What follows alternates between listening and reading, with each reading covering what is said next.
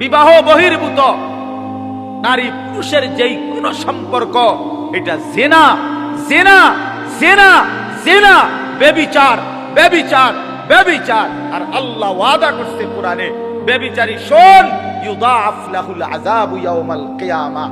ব্যভিচারীকে আল্লাহ বলছে, হে জিনাকারী ব্যভিচারী, হাসরের ময়দানে তোরে আমি ডবল ডবল ডবল ডবল রিডবল রিডবল তোরে শাস্তি দেব।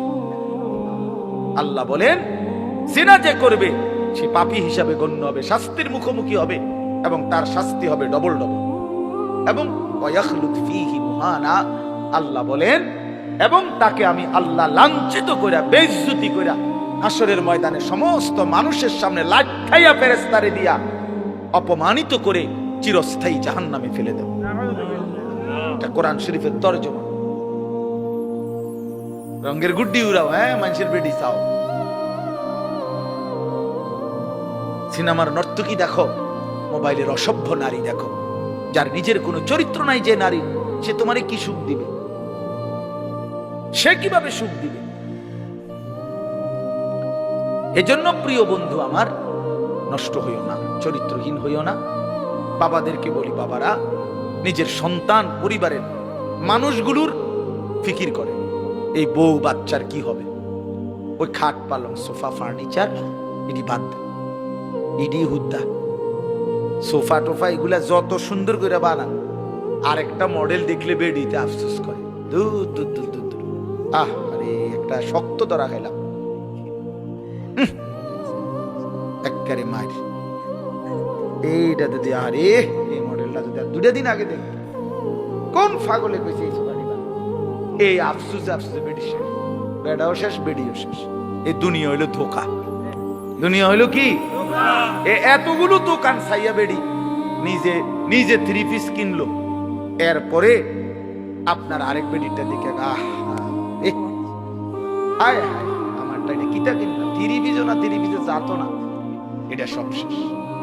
এর নাম কি? অতৃপ্তি। দুনিয়া কি?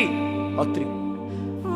এজন্য দুনিয়ার মোহে না পড়ে চলেন সবাই ইনশাআল্লাহ আখিরাতের ফিকির করি।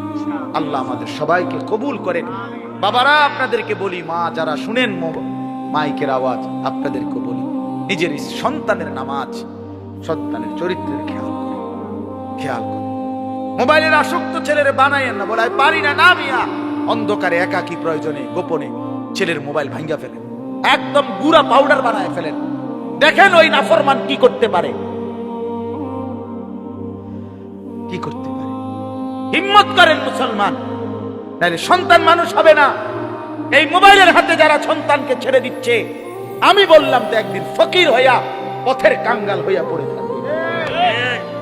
3 বছরের বাচ্চার হাতে দেদারসে মোবাইল দিয়ে দিছে, 4 বছরের, 6 বছরের। কি পরিমাণ পাগল মানুষ, মাতাল কি পরিমাণ বেটা, এত ছোট বাচ্চার হাতে পর্যন্ত মোবাইল দিয়ে দিস, যা তুই নষ্ট হইয়া যা, আমি তোর লাগিয়া সোফা বানাইতেছি, তুই নষ্ট, তুই চরিত্রহীন হইয়া যা, যা তুই মানুষের বেডি দেখে শেষ করে দে জীবন, আমি তোর জন্য বিল্ডিং করি।